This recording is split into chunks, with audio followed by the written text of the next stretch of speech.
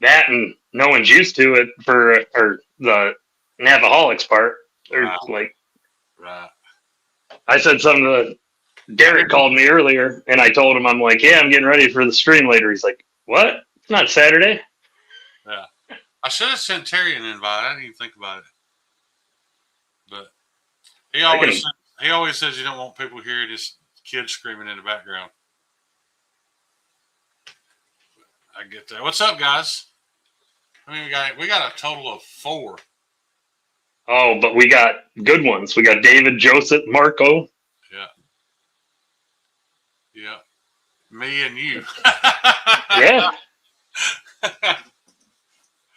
Hey, it's an odd night. It is an odd night. It's an odd weekend. Everybody's still recovering. I spent my 4th of July down on Broad Street downtown, like our entertainment district, standing in the middle of the street with like 40 lesbians and 4 gay dudes watching the fireworks show. Because you could look down Broad Street and they shoot them from a boat, a barge in the river. Like a barge, yeah. Yeah, and they go up just higher than the bridge. Where when you're on Broad Street, it's like the fireworks when you're looking at them are level with you. They're not above you. It's a pretty cool way to watch them.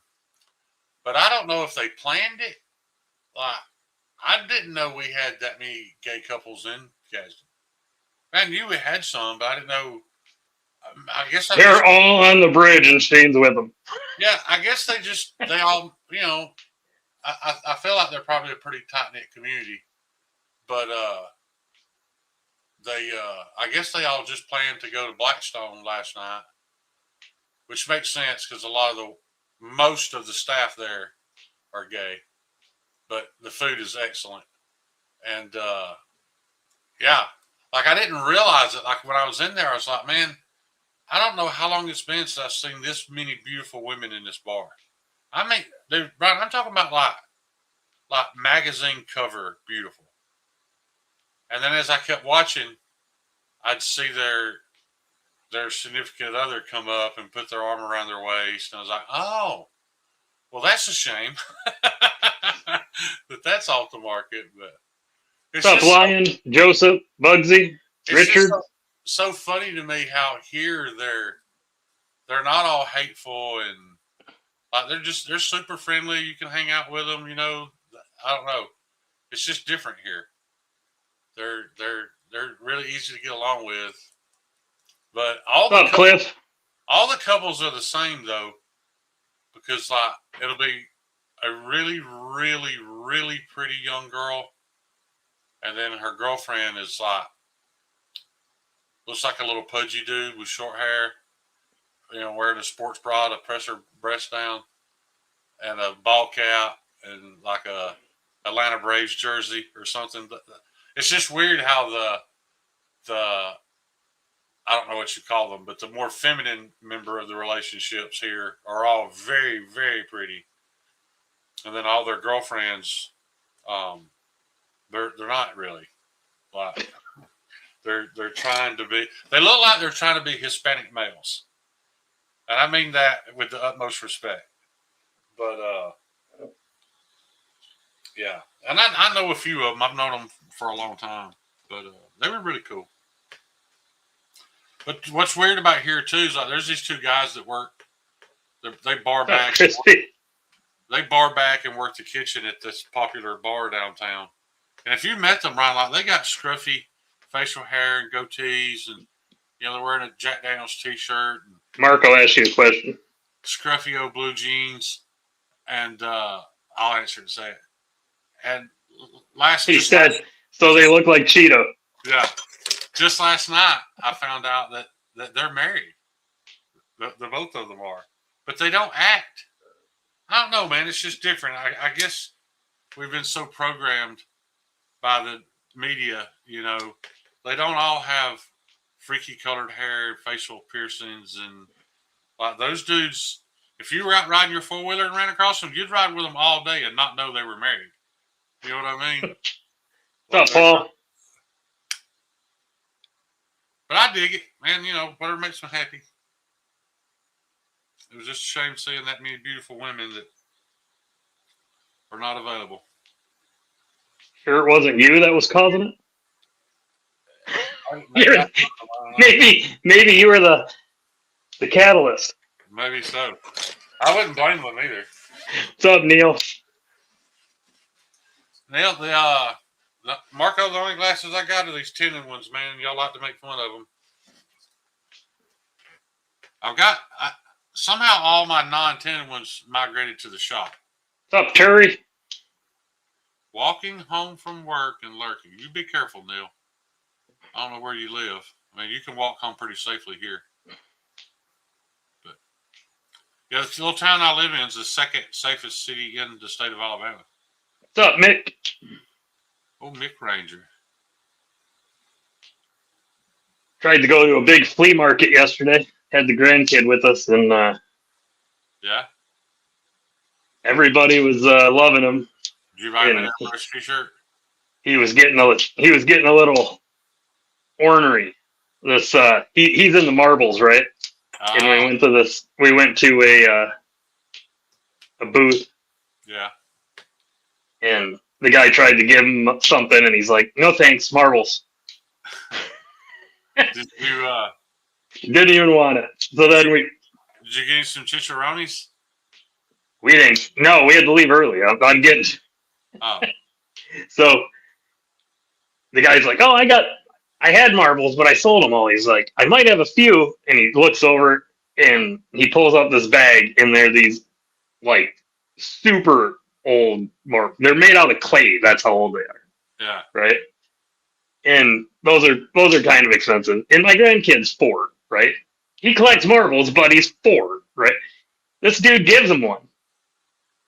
And he's like, "No, he wants this bag." He's like trying to get the bag out of the dude's hand. I'm like, "No, buddy, you can't have that." But, you know, so the guy ends up giving him 2, and I'm not even paying attention. And he's throwing a fit about it. And my wife's walking away. I was over looking at someone else. So I calm him down, and we go over to this table with rocks. Same thing. Girl's all nice, and there's like this bin of like just bundled up rocks. She hasn't gone through them or separated them or anything. Right. And she's like, if you want a rock or 2, I'll give you one out of there. And he's going through them. And sure enough, kid finds something that's not even supposed to be in there. Right. It's a nice, expensive rock, polished up. And she goes, "Well, that's not supposed to be in there, but I said you can have it, so you can have it." And I think it's his collector mentality. But, like, the kid always wants pairs of something, right? He's like, "No, I got to have 2." And we're like, "There's not another one of those, and you're not going to." So then he really broke down. Right. And started throwing a fit and, being rude, and they're giving him stuff. And it's like, "You can't do that, buddy." So. Well, he's probably, I was that way. I still am that way. I'm extremely OCD about even numbers. Yeah, I think part of it is an OCD thing. That's one of the things he likes about marbles is like stacking them up and organizing them and stuff. Right. So calm him down again, and not even before he gets to the next booth, as he's walking with my wife, he starts throwing a fit. And he like takes the baggie that they gave him something in and throws it on the ground. Yeah. So my wife's like, "Nope, we're going to the car." So he tried to run away from her, right? So I grab him, and I'm carrying him. And he's just throwing a fit. And it's not that bad, He's kicked me so hard in the friggin' nuts without knowing it, dude. Oh my God. It was so hard not to let him know. Like, it was an accident, it wasn't intentional, but he caught me just fucking right, dude. I'm like, "Yep, we're done. We're leaving." Yeah. When I had my kidney removed, when I had cancer, a few weeks later, my grandson come by to see me, and he was probably 3. And I didn't realize how freaked out he was by my staples. Mm-hmm. And I reached down and picked him up, and was his favorite person.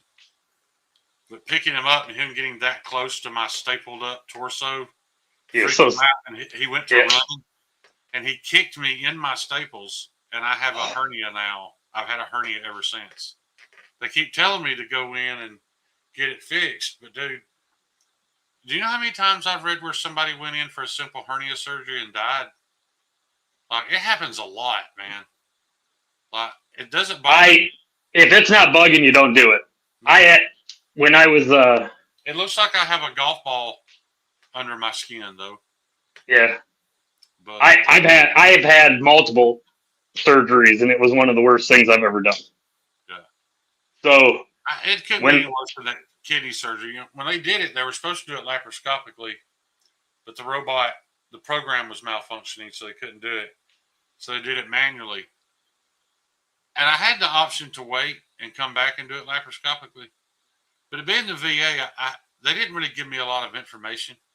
They just left me at home knowing that I had cancer.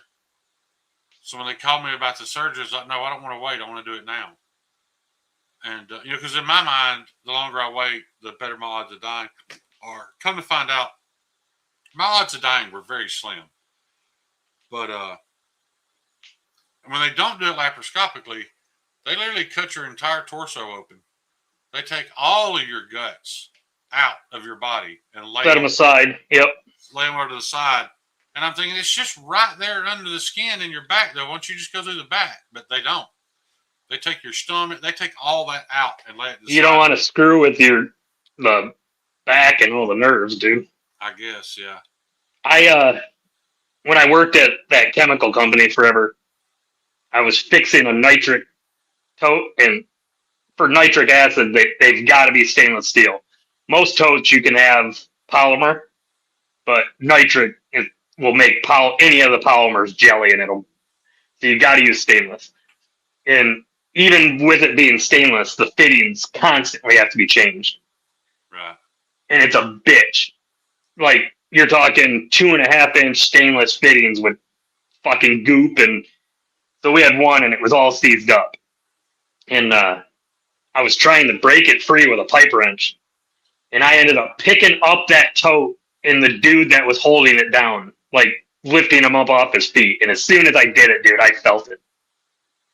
Fucking just ripped it right in my stomach hernia, and that hurt like hell because it wasn't. And so I went and got that fixed, and I was actually on workman's comp because it fucking happened at work, right?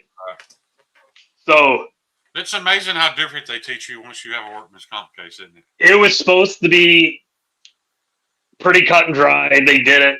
I went in. I was in worse pain after the surgery than before. Yeah. And so they used mesh back then, which is horrible, all the shit they used to use. Right. And they put the mesh in, and the way they put it in, that mesh instantly started like fusing with the muscle wall of my stomach.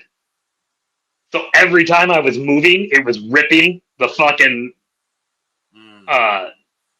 so they kept, workman comms wants me back at work and all thing, and I'm like, I can't. This is fucking horrible.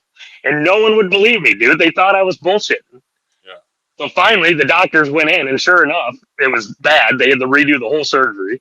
So then workman's comp's pissed because now I'm off twice as long. Right. But even after the second one, it's not completely fixed. My kidney removal wasn't near as bad as my heart surgery. That sucked. And everybody that's had a bypass, they send you home with this little red heart-shaped pillow and tell you to keep it with you at all times. And if you ever feel like you have to sneeze, to squeeze it against your chest. Squeeze it. What they don't tell you, though, is by squeeze it, they mean squeeze it like you're trying to destroy it. Like literally with all of your might, with every ounce of your muscle, squeeze that thing as hard as you possibly can. Because the first couple of times you sneeze not knowing that, like your brain freaks out. Like it thinks you're dying. Because, people hurts so bad. Yeah, they take a saw and they saw your whole chest. Your sternum. Yeah, they crack it open, and when you sneeze and you don't have that stabilized, it's horrific. And the other thing they don't prepare you for is the fact that you need to carry that pillow for about 2 years. Damn, that's a long ass time, dude. Mine actually took 3 years. Now I learned I didn't have to carry the pillow. I got really good. I figured out how to hold how to fold my arms and pull in really tight if I had to sneeze. But it was 3 years before it actually quit. Now it didn't hurt all the time, but there'd be days, Brian, where I remember one day at work I was walking through the office and I legit my heart surgery never crossed my mind. I thought somebody shot me. I heard this loud bang, and I instantly went to my knees, and my face hit the floor. One of those titanium cables in my chest plate snapped, and it was horrible, man. It was really really bad. And Holy I asked her shit, dude. doctor if that was normal, and she said, "Well, she said it's not normal." She's like, "But you're like." She's like, you're in the 99.5 percentile for the size of your. I have a 56-inch chest. I'm built very funny. I look like holding up a bulldog or a bullfrog by its front legs. I'm shaped like this. And she said, guys with really big, really strong chests, the muscle will continually be Pull it apart. pulling that plate back apart. She's like, and eventually it'll snap the cable. But I can have an X-ray done now, and you can see the cable broken in half and frayed on the ends. And just I think they'd want to. I guess if it's on the outside, it's not going to hurt anything. No, and you can imagine though, for the next 6 months, I'd move wrong, and that cable would poke muscle, and just feel like somebody was stabbing me. But finally, I asked her if we needed to fix it, and she's like, no, eventually scar tissue will form around the ends of the cable and encapsulate. And it did. It don't hurt anything. You got to love the VA. No, just give it time, Sooner or later, your body will fucking fix it for us. This is the thing. What's up, Fed? Bugsy? This is what people don't understand about the VA, Brian. Kelly? 95% of the VA hospitals in the United States, like the one over in Germany, they're used to dealing with, traumatic injuries. 95% of the people at the VA, they're just trying to keep them comfortable till they die. Most of those guys are so old and their health is so bad, they're just trying to keep them patched together so they spend a little more time with their grandkids. They're not really concentrated on rehab quality and long-term quality of life because it's not an issue for most of their patients. But I can't badmouth them, man. They've saved my life on multiple occasions. Like literally should have been dead, and they kept me alive. So what do I do? And I literally did not pay a single red cent. Nothing. It cost me nothing to have any of that done. No, no surprise anesthesiologist bill that the insurance wouldn't pay. None of that. Like I paid nothing. So, do they take care of their veterans? Yeah. Would it be a lot better if the administrative side of the VA wasn't 100% affirmative hire? It absolutely would. And they'll take care of you. You just gotta really advocate for yourself. Like if you're not, they don't care. No one's out there doing it for you. And if you let it go, that's just the end of it. You know what I mean? So my brother. Now I've learned that as soon as you don't get what you need, you immediately go to the patient advocate's office, and that's their job. They immediately call back to that clinic like, "Hey, why can't we take care of this guy, on a sooner date or whatever?" But Crispy, I'm glad you said that because it's getting better in Birmingham now. But the reason it's getting better is not necessarily positive. When they offered all those government buyouts, so many of those VA employees took that big fat check and moved to private sector. So now they're so short-handed that very few of the clinics can see anybody. So when you need an appointment and they can't get you in within a certain amount of time, you can immediately call community care and put in a claim, and they'll pay for you to go to an outside doctor. Nice, Terry. Thanks. Yeah. So, Brian, is that stuff better than the titanium, or is it just cheaper? Brian White said he works for a company that makes Oh, stuff instead of the titanium because the insurance companies don't want to pay for it. yeah.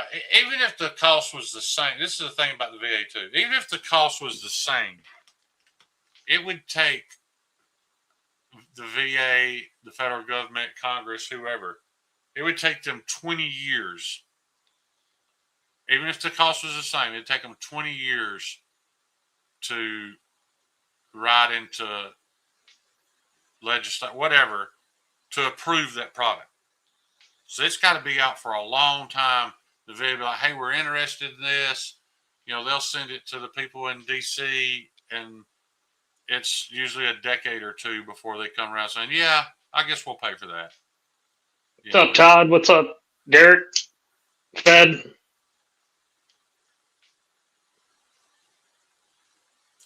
Yeah, Crispy. Mine, I'm really fortunate. I only did one term or one tour.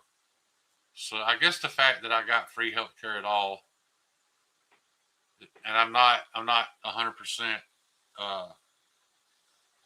what's it called? 100%? Disability? No, not the disability, service connected. Oh. Like a lot of my stuff's not service. It's not something that happened to me in the military and they're still responsible for it. It's all later in life stuff. I saw you earlier, Derek. I just didn't want to say anything. And what's up, He was Derek? talking. Mr.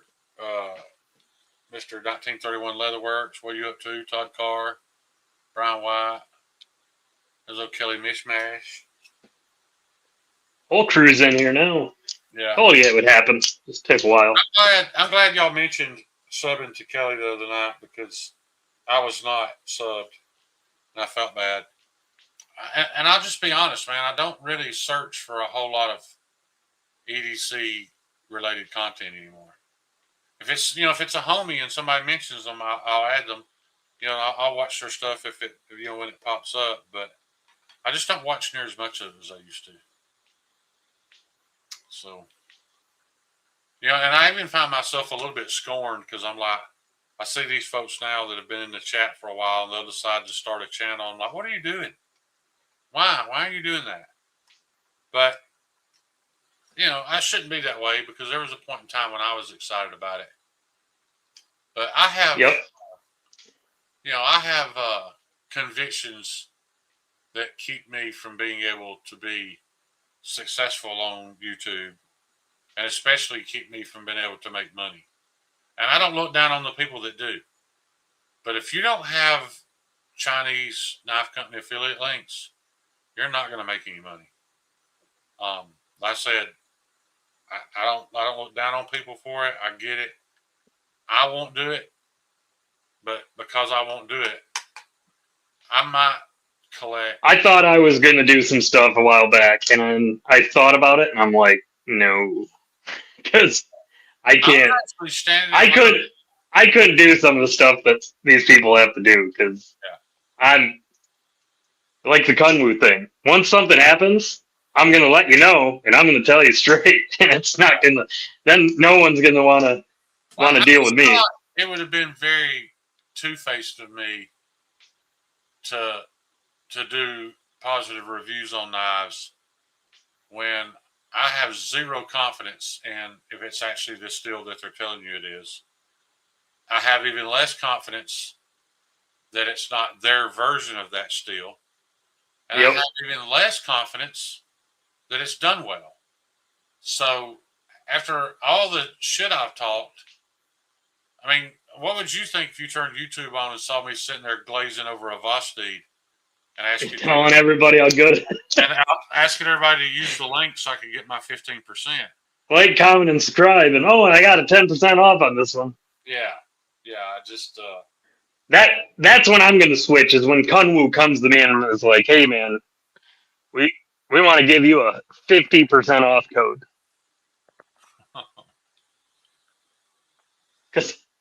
And I still don't think I'd promote those. Right.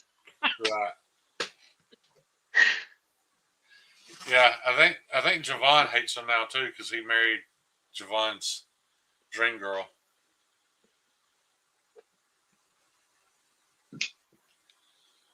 I've never used codes, and I feel bad because I didn't think about the fact that gives the manufacturers feedback on whether or not the content They're creator. getting the people out there, yeah. Right. But the reason I don't use it is because I mostly only buy things from my homies, and I will pay extra to do it that way. I don't want a discount. I don't want to affect the amount of money you make. I just won't do it. When I used to bass fish a lot, there was this little one man show tackle shop here in town. And I even heard people say, "Man, he goes to Walmart and buys those lures and brings them back to his shop and marks them up $2." I'm like, okay, then I'll pay $2 more. I just I will not let the price get in the way of me supporting a small business. Good people. Yep. I know what you're saying. If you know what, if that lure, if I can buy it at Walmart for $5, What's up, P&W? and he has, how you doing, buddy? And he has it for $7, and all I have is $5. I'll still wait. You know what I mean? Yep. I'll just wait and do without it until I can afford to pay his markup, because I just don't. I don't know, man. And again, I'm not trying to judge people, but I've heard people complain about OCD for EDC spider codes aren't as cheap as they think they should be, and I'm like, I don't care if he has a knife I want, and I buy it, and I find out that it was $20 more than I could get off Knife Center for. I'm fine with that, man. He's good people. Right. And yep. No, I get you. I'll pay more to support homies. Right. But that's just me. I mean, I've just always been that way. Whether it's a knife, a flashlight, leather good, a pocket jank, a bead, whatever. I just, I'll pay the extra. Bugsy, I saw some bad news for New Jersey this morning. I heard that. I'm not a mod, but there's a link. You just can't click it. I'm sorry. I saw that ExxonMobil's moving out of New Jersey. They're moving to Texas.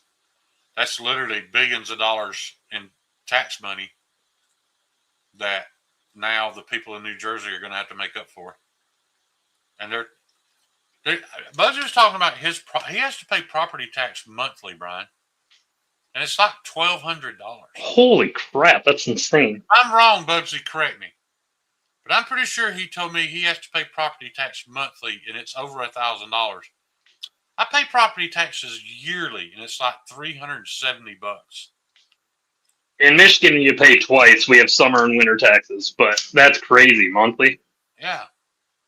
Now, granted, maybe some of our infrastructure is a little outdated, but the power stays on, the water's healthy, the $700 a month on a half acre. That's not his house. Wow. That's what the state gets. That's insane. That's in New Jersey? Yeah. He could live here. He could buy a home for that here. Yeah, that could, in some places, that's almost a mortgage payment. My mortgage payment is $600 a month. There you go. On a 4-bedroom, 2-bath brick rancher in the second safest city in the state. The country club literally ends right across the street. If you walk across the street from my house, you're in the country club.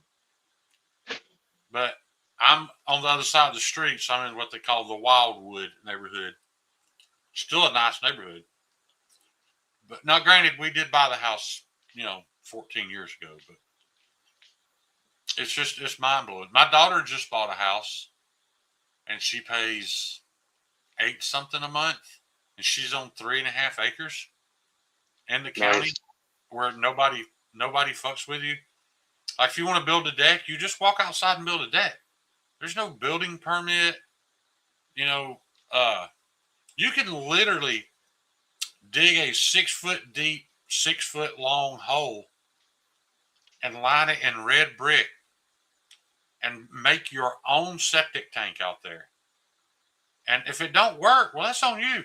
Now your yard's shitty. You know what I mean? But nobody's there to tell you can't. Fertilizing. Right. Nobody's there to tell you can or can't do it. You know, you can burn your garbage if you want to. You're just not fucked with it all. All these people are putting all this high property taxes and stuff down. That's crazy. Think about that. Right. 250 years ago, actually 260, they got pissed off because they were taxing their fucking teeth. Right. And we're sitting here letting them fucking charge us $700 a month for tax. You know, and like he said, he's also in a state that he's not free. He can't have a gun. He can't, like, that. I don't know how anybody'd want to be in New Jersey. It's air conditioning. We've discussed this. Those guys didn't have air conditioning. They couldn't be much more uncomfortable than what they already were, so they were willing to take a risk. We're not going to do shit as long as we can come home and sit down in a lazy boy under the air conditioning. Watch TV and sit in your air conditioning? As long as we can be comfortable when we get off work, we're not going to do a fucking thing. Nobody's going to risk that comfort.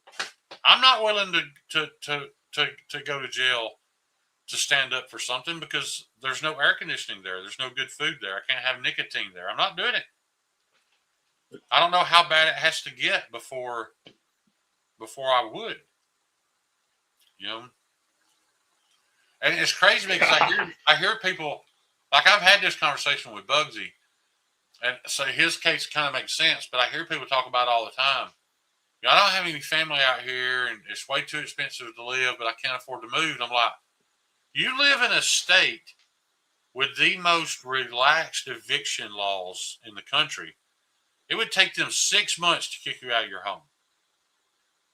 So that means you could just not pay for 6 months. And the amount of money... It's going to take you about 6 months in Michigan, too, to get evicted. So you could save 6 months worth of rent, and you can move here. And then all of a sudden your bills are cut in half.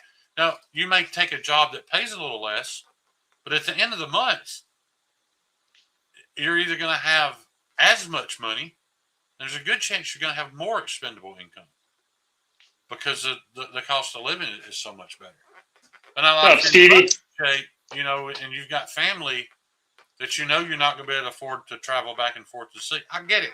I mean, that makes sense, man, but I just can't understand it. Never. How you liking that dagger, Stevie? Stevie get a dagger? He won that one that I gave away a couple weeks ago. Kyle DS Caden. Right.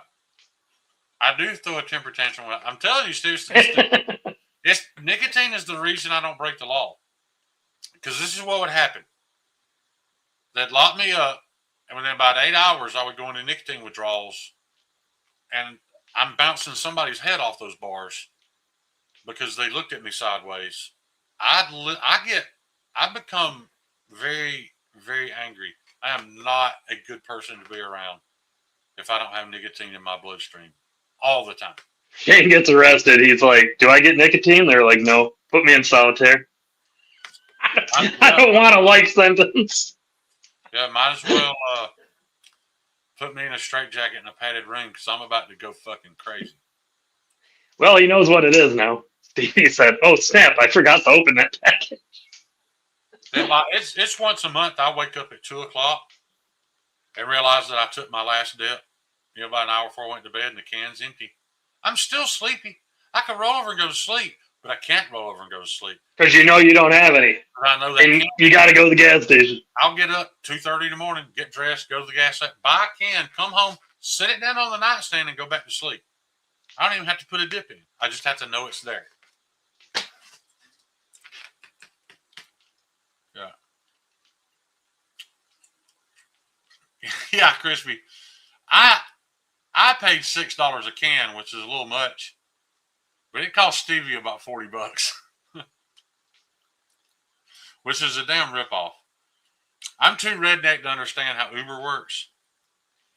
When you order an Uber, it's not like a taxi cab. You have to tell them where to pick you up and exactly where you're going. You can't add a stop. There's Kyle. You coming on, Kyle? So when you do add a stop, they fucking rape you for it. He charged us $40 to pull into the parking lot and wait on me to go in the store, buy a can of dip, walk right back out. And then my dumb ass tipped him extra on top of what Stevie tipped him for stopping. But I didn't know he charged Stevie $40 to pull in that parking lot. Yeah, Kyle, I sent you an invite. I'm sure everybody's wondering where Doug's at, and we are too.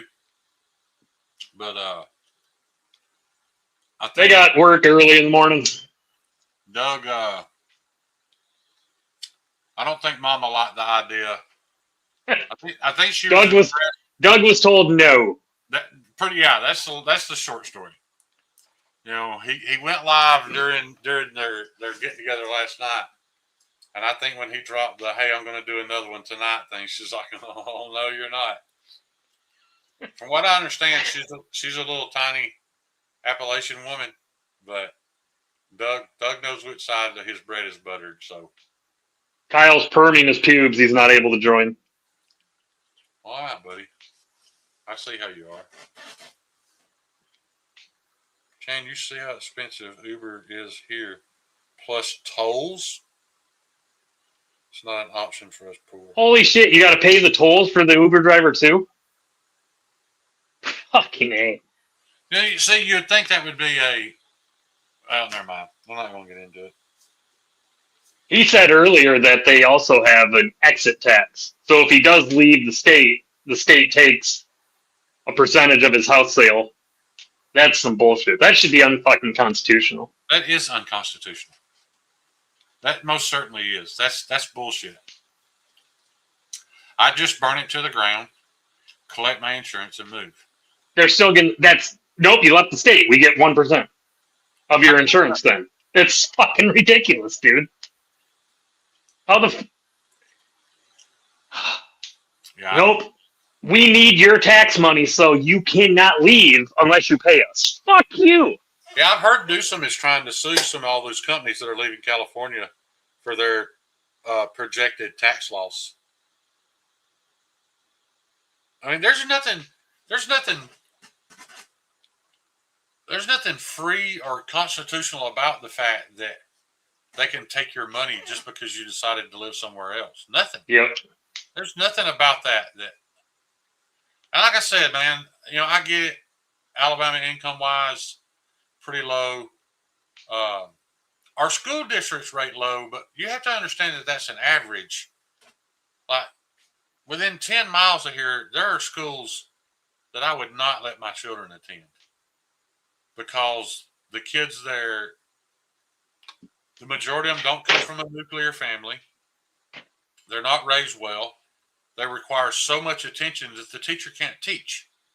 However, they're babysitting. They're not teaching. Right. However, there are some nationally ranked schools also within that 10-mile radius.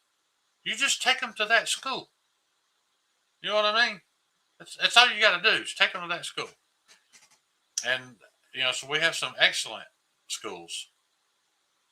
That's badass, Terry. You don't want me to show this, do you? He might be lurking. Well, if Doug isn't coming, I want to show Brian the dye job on Doug's sheath. That is ridiculous, dude. That's all dye? Dude, that looks like it's friggin' Kydex or something. That, Crispy, that's a combination that I never would have imagined exists until you start considering the fact that most of Appalachia are Irish. So I guess it just makes sense that they ended up, you know, breeding with the, you know, local Native Americans, because I've seen a lot of people who were part Native and part Irish. Both of you are right there. Thanks to... All right, here it is. Dougie's got a picture, so it doesn't matter if he sees it. Fucking leather, dude, that he died. That is crazy. That is crazy. But yeah, Bugsy, you're right. We're and I'm not 100 miles away from the Space and Rocket Center, so I would die instantly if they nuked it.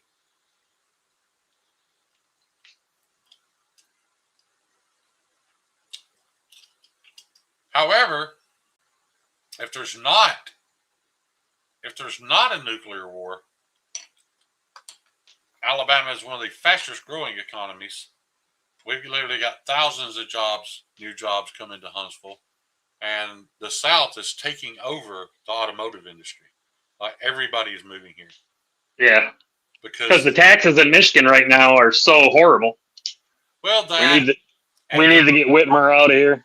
after so many years of Alabama being a red state, they have crippled the labor unions to a point. They just don't have that much power anymore, and they didn't need to.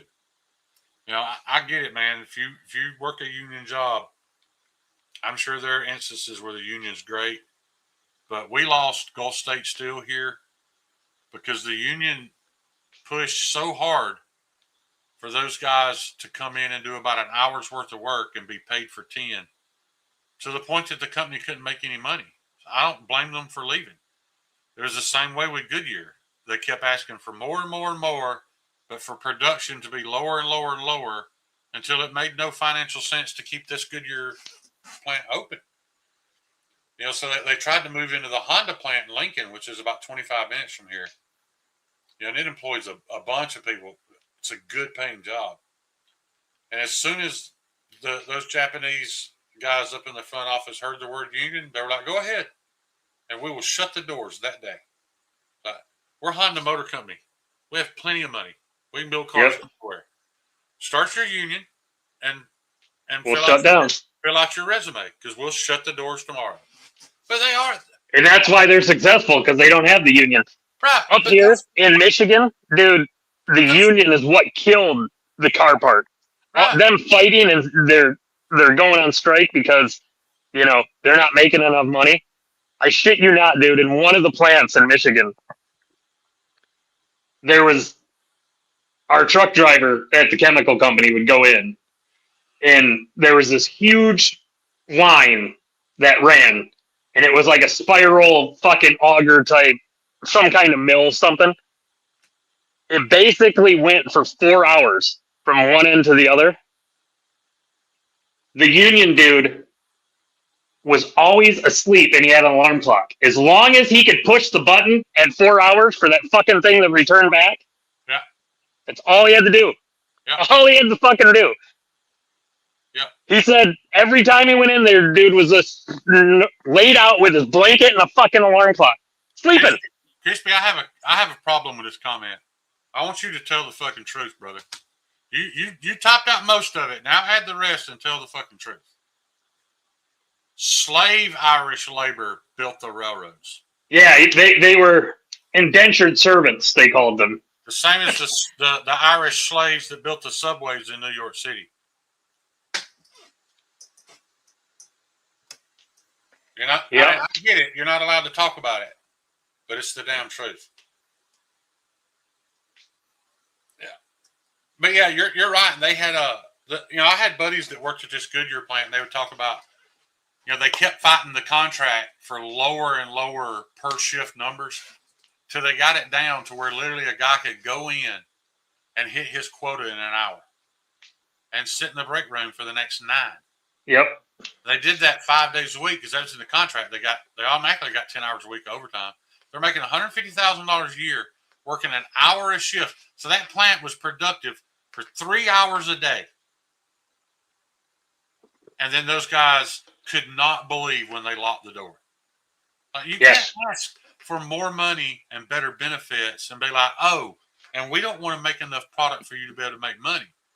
And they were doing all this, Brian, the whole time knowing they were building the largest tire manufacturing center on the planet in Mexico. And Goodyear's like, yeah, we're building one in Mexico. We're going to leave this one open too, as long as you guys leave the contract the way it is. Nope, we want more and we want to do less. All right, then. We'll hire $4 an hour labor in Mexico. Because That'll work all day and be happy for the $4. Absolutely.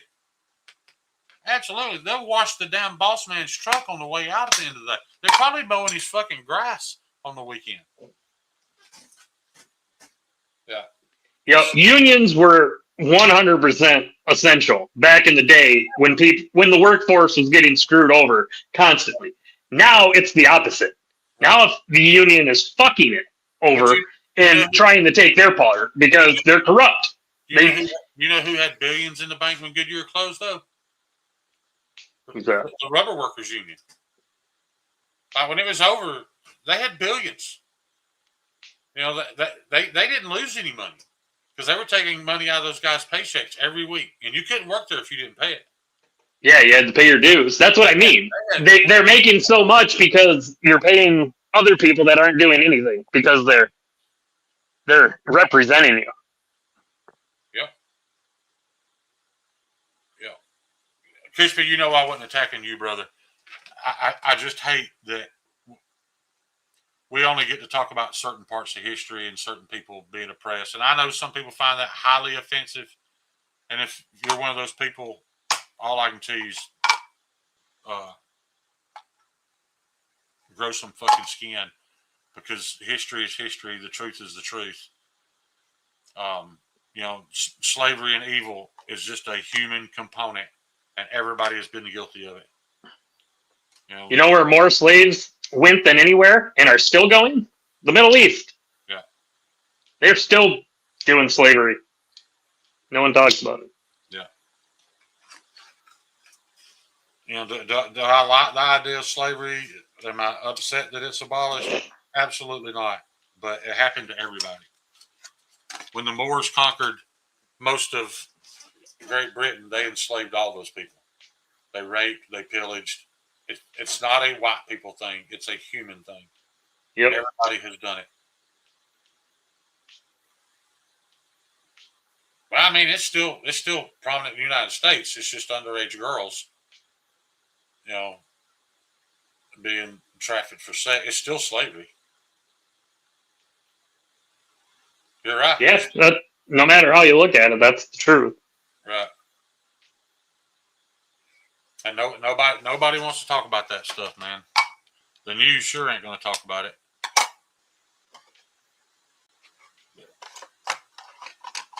And somehow, if you talk about it, you're racist. How is that? Because they don't want truth out there. Right. You know, until you've been to the Middle East and you've watched grown men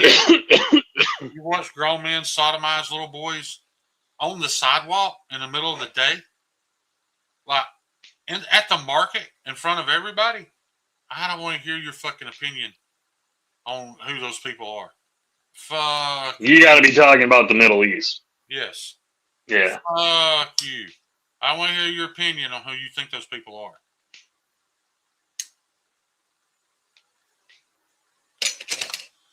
Anyway, trying to get my channel shut down again. That's all right. I'll just join y'all on Saturday. If that happens. Yeah, David, it's a Condor.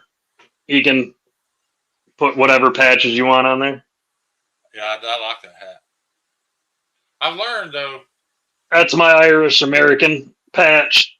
I wear the same hats for work, and I put my company. I've had some custom patches made. I like it because it's not real tall on your head. I like a hat to almost touch my scalp. You can't, Crispy. Nobody wants that anymore, though. Yeah. Yeah, like I was watching just recently, you know, I was watching Ted Cruz. Yeah, PNW. I can't imagine some of the stuff going out in your side of the country up there. Questioning that lady that runs the State Department, you know, that memo that went out talking about that, you know, they were absolutely not to hire white men, straight men, or disabled persons. How is that not discrimination? It's 100% discrimination. Okay, let's say let's say the white people don't need those jobs; they can fend for them. What about the disabled people? I mean, nobody's mad about that. I just don't get it, man. They've got everybody, or not everybody. They've got the majority of our country set just how they want. They get outraged and they forget about it by the next news cycle. They just, oh, that's bullshit. But then they don't do anything about it. They don't pay attention. They just let it disappear. Because they get us arguing about whether the water in the reflecting pool is green or not. Right. Yeah. You know, when all that hit the news, like I watched YouTubers that went there, and they're not even political YouTubers. They went there and they're like, the water's not green. They clearly they fixed it. It's crystal clear right now. But you could turn on liberal news like, we spent all this money and the water turned back green in 2 days. And you got all these guys standing around it filming it live. Like they would just leave their camera set up for hours so you could sit there and watch it. You know, and it's fixed. And then they said they spent $12 million removing the algae. No, they spent $12 million removing the fucking graffiti that the Liberal Party left on our monuments for years, and fixing the fountains that were destroyed. And, you know, that I just don't get it. That's why I'm moving to the country. I'm gonna get out there and try to remove all that crap from my algorithm and just worry about me and mine. I'm out in the country, but I still got the algorithm. I did my time serving y'all and worrying about y'all's freedom. I ain't healthy enough to do it anymore, so I'm just gonna go worry about me and mine. What's up, Jim? Yeah, you were talking earlier that nuclear war comment. Michigan's good too, unless it's nuclear. Because if it's nuclear, we're screwed. Yeah. They're going to target Chicago, which I'm close enough to, the whole Great Lakes. Plus, we have subs in the Great Lakes. Jim Cox, I am moving to the country exclusively to eat a lot of peaches, brothers. And the fact, not the kind of peaches he's talking about. The fact that you know that song makes us better friends right off the bat, dude. That is the most underrated band. I think. Isn't that the Presidents? The Presidents of the United States. Yeah. I think that was about the time that grunge and nu metal was kind of starting to kick off. Well, maybe it's a little. No, it was more about the time grunge was, and it didn't really fit in the grunge. It didn't fit. That was more of a it didn't fit anywhere. Grunge punk. Yeah. It was more just fun shit, you know. Yeah, they were fucking awesome. They were so good, man. But them and the Gorillas. The Gorillas were kind of like that too. They were more hip hoppy in theirs, but still just weird, off the wall shit. Have you ever seen the Gorillas? What was that hit song they had with the cartoon video? They started doing a lot of them in the cartoon, but yeah, I know the one you're. It's Primates or something, isn't that the name? It's doing it like. Clint Eastwood. That's the name. Eastwood. The song Clint Eastwood, that beat you're hearing, if you buy a Casio keyboard, you know, it's got those preset beats. It's got a preset in it. They literally just hit one of the presets, and that's the beat for that song. Nobody's fucking playing awesome. the keyboard. They just turn the keyboard on and hit that beat. He told which one it was, because there's like it'll say pop rock, all this stuff. He told which one it was. They just hit that, and that's the beat that became so popular. I agree, Todd. All of my Cold Steels in OS 10 are very good. Yeah. Well, this one's S35. I'll be honest, I wouldn't pay more for Cold Steel's S35, but at the same time, I don't care which one it is. I like their S35. I'm not, but like you said, I don't think it's amazing. But I do think their OS 10 is really good. When I compare their OS 10 to other, like OS 10, it's fucking good. Yeah. But yeah, I have this. I got this for $60 during that Cold Steel sale. Yeah. S35 aluminum. Yeah, I'm not paying $5 more for their S30. And I'm not saying I don't like it.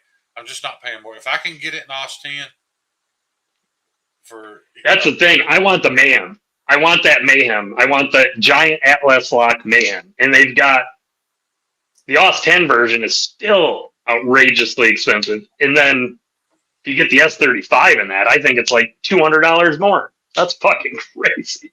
yeah. Yeah, I'm just hoping that Lynn can fix all that. I mean, I know he won't have all those same models, but his pricing at Blade Show, which you couldn't buy anything, but his pricing from what I saw at Blade Show was very reasonable. And it looked like he went back to the same Taiwanese plant, the same Austin. His pricing was reasonable. I'll just say that. Austin Mayhem was just 109 recently at Midway.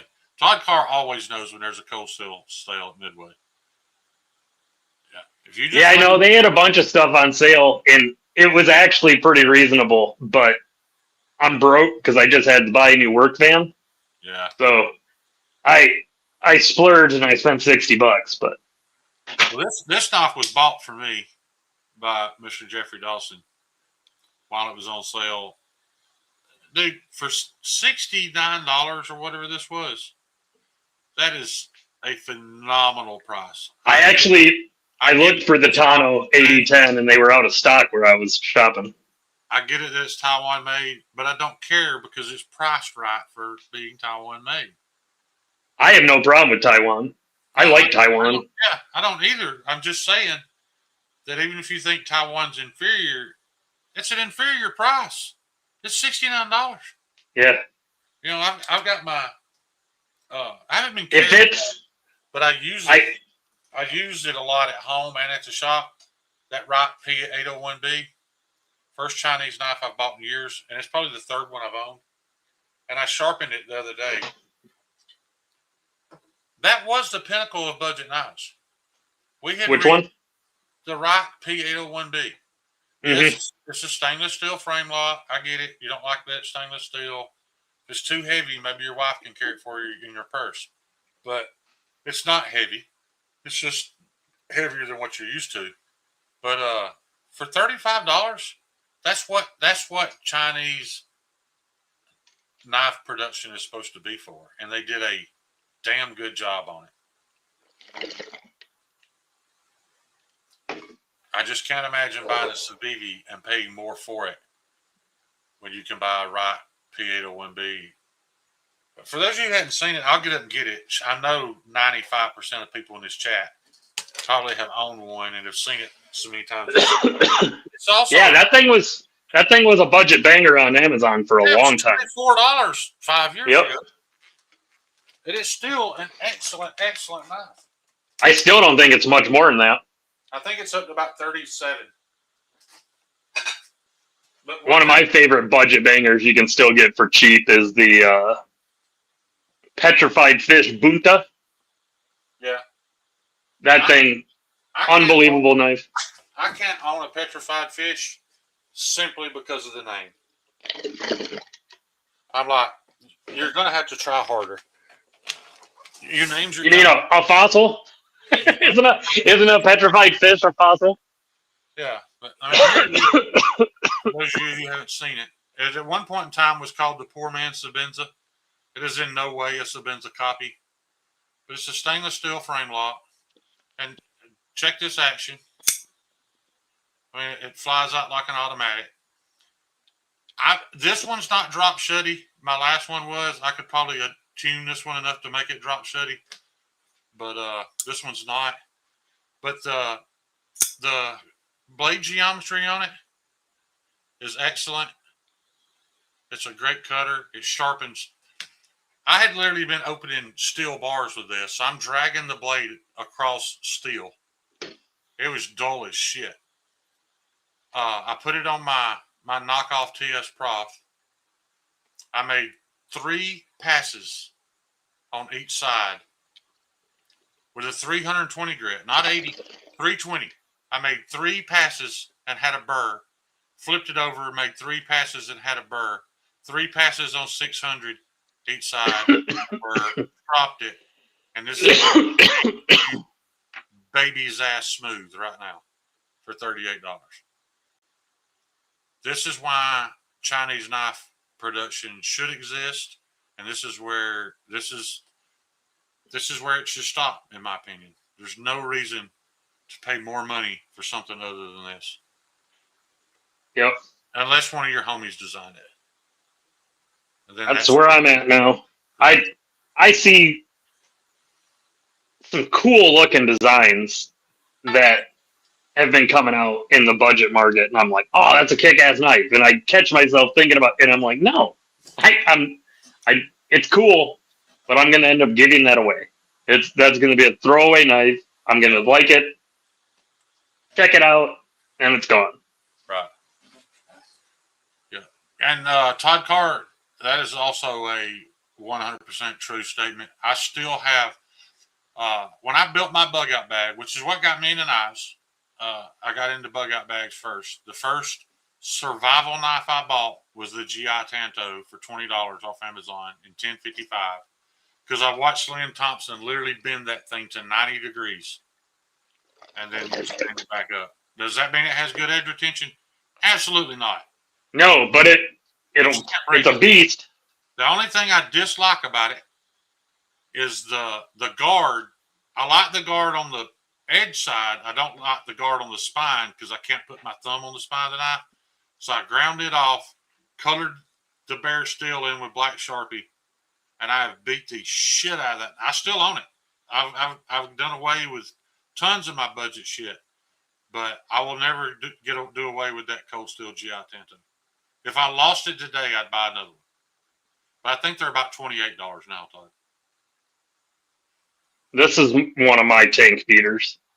This thing is ridiculous. Dude, the older I get, the more I really enjoy a recurve.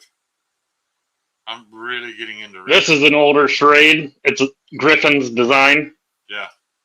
And they're making these again, I think, but they're making them in, I think, might be OS 10, which I don't understand. But yeah, Bugsy. I mean, you can tell this has been through shit. Right. You can't really compare this though, Bugsy, to a. I know you don't like Sabenzas, but you know this is $30 and made in China. But a Sabenza won't do this. You know, because there's no flipper tab. And I like old Paul Mike, but shame on him for doing away with flipper tabs. Flipper tab is and always has been the superior opening method. It might not be the method you like the most, but it's the best. I love a flipper tab. It's foolproof. It shows off a good detent better, and it provides you with a finger guard. Maybe I'll say it this way. Maybe it's the most utilitarian way to open a knife. My Oli 09 42.2 is a nice beater. Yeah. That's a good knife for a beater, man.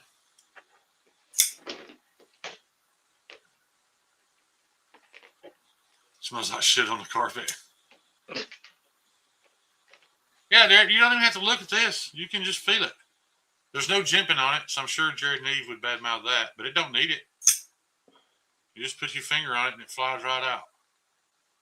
Do you have one of these? Never owned one. It was always on my list, and by the time I got around to being ready to buy it, I'd kind of moved on from lesser steels, I guess you could say. So I kind of missed. They're making one, and there's one out right now in MagnaCut. Yeah, I'd have to.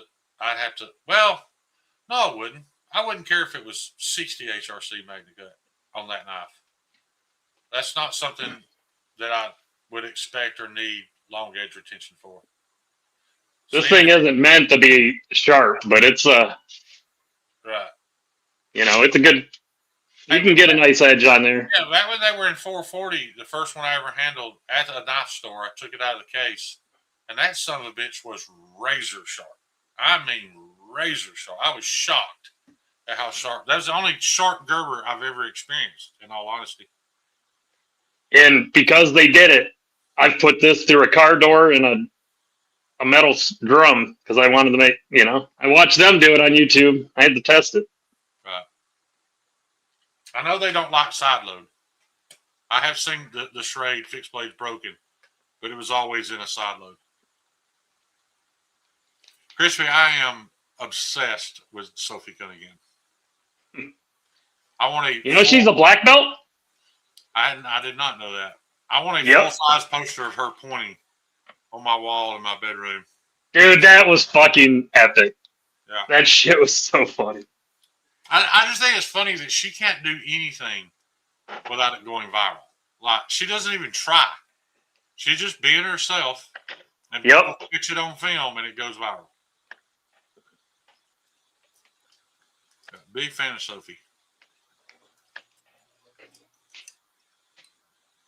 I haven't put this through its paces yet, but that's another good all-around. I've always heard it was. I've never owned one of those either. There's no Jeffrey Dawson right there. And you can get this one in some better steels, too. Not that the SRK is bad. I wouldn't carry on that knife.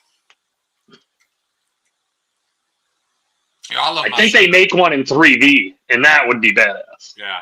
I love my super steels because, you know, that's where my passion is. But, you know, when I get ready to make my BFCK, in all honesty, now that I've experienced how tough Pro Cut is, I'm probably just going to make it in Pro Cut. I went back and tried. I've cut sample pieces of Nitro V and Crewwear, actually. Just little half-inch wide pieces to see if I could break them, and I broke both of them. And I have yet to be able to break a piece of Pro Cut. I should have you... until my muscles shake, and it just will not break. Think you could do something like that in Magnamax? Absolutely. Yeah. Blade to handle ratio would drive me fucking crazy, but yeah. Dude, I know, but this is so fucking good. I get it. For cleaning shit? Yeah. I'll tell you right now, Jeffrey, a lot of historians and old timers, Crispy maybe even won't want to hear this, but you were way better off with an SRK than you would have been with a fucking K-Bar Marine fighting knife. The only people who carried K-Bars were the people that didn't have the money for anything else, so they had to use what the military gave them. That was not a great knife. It was nothing wrong with that, Todd. You won't lose it. It was a pretty good, pry bar or pry tool, but it wasn't a great knife. I just saw this online that you can get for like $60 now. That's a good price for a good knife. I'd carry that. Well, this used to be a Walmart exclusive. You could only get, this was supposed to be only at Walmart back in the day. And then they, once they stopped, they disappeared. I just saw there's bucks selling these online.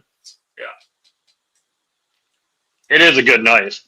There's very few knives that I would say I wouldn't rather carry than a K-Bar, to be honest with you.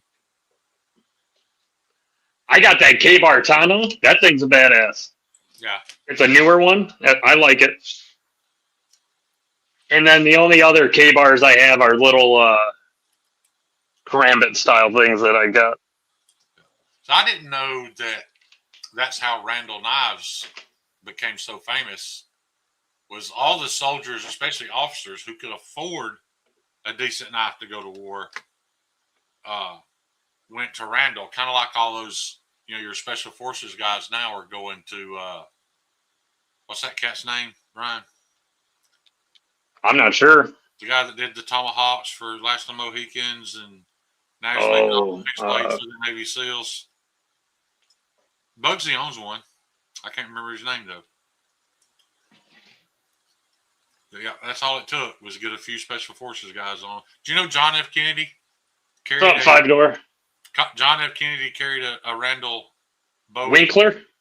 Yeah, the Winklers. Now, JFK carried a Winkler Bowie knife on his hip in the war.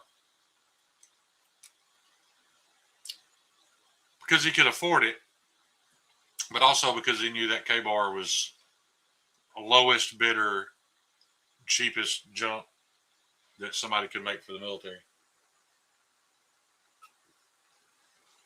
I'd like to have one of Medford's, his redesigned marine fighting knife.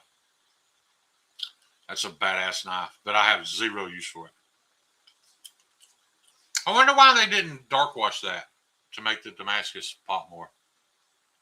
Do you like it shiny on? I love this. Okay. No, it's mirrored. It actually looks a lot better. It's got fingerprints on it right now, but Well, that's the the great fact thing. Once you get it mirrored, if you then go back and acid wash it, that acid wash is beautiful on a mirrored finish.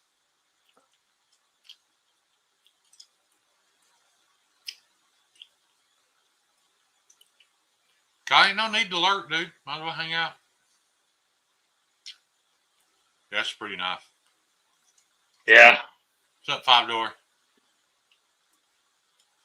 I don't fuck with that one too much because I don't want to screw it up. But if I have another one from him that I use. This one is the user.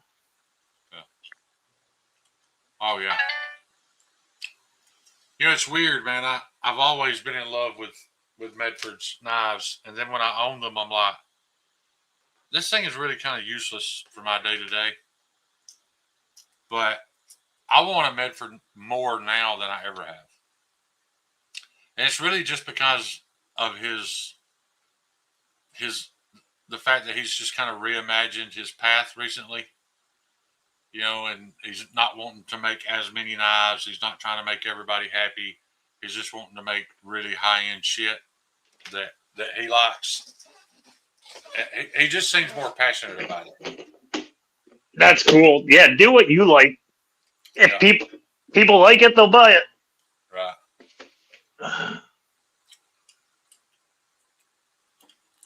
Yep, you're right there. Unfortunately, most of what I like, people. Well, you kind of got that David C. Anderson taste in knives, though. What's that? You kind of got that David C. Anderson taste in knives. What's that? The whole, bushcraft, that bushcraft style. Nothing wrong with that. Oh, I definitely do, but I mean,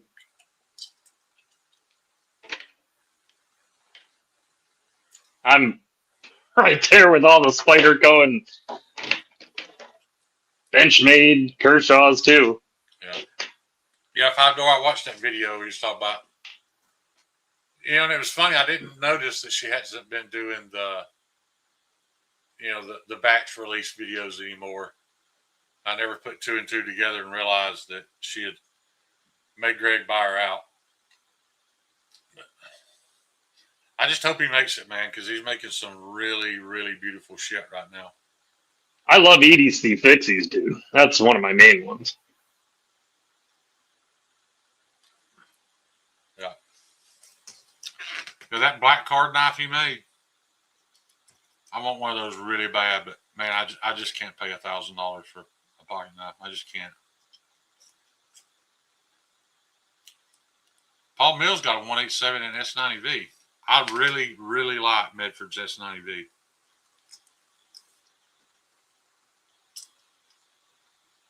So do.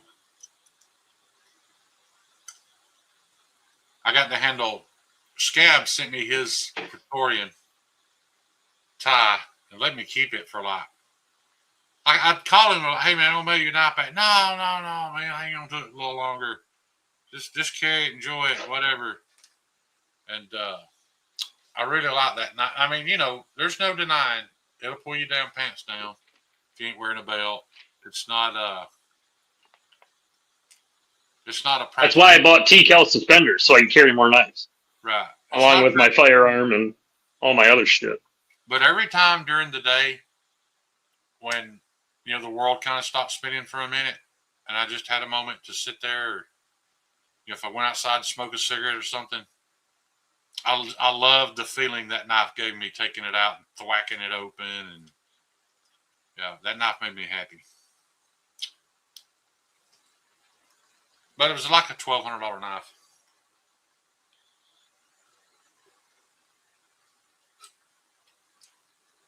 I don't think anybody has benefited. I could be wrong, but it seems like Scab has received more knives in the knife community than anybody I know. Like, that dude gets a lot of free shit.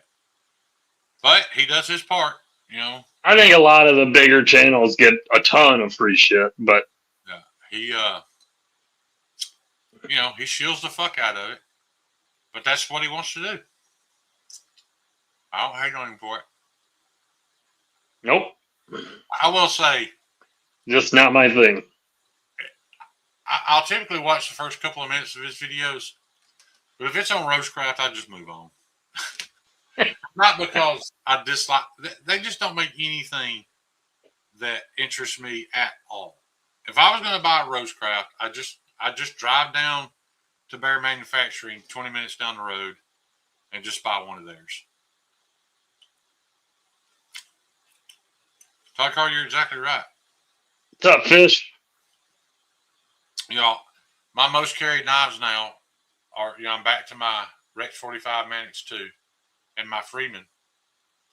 And the Freeman isn't nearly as good a tool as the Manix is. Not even close, in all honesty. But it makes me feel a certain way. So I like it. I have this piece of crap I carry every day.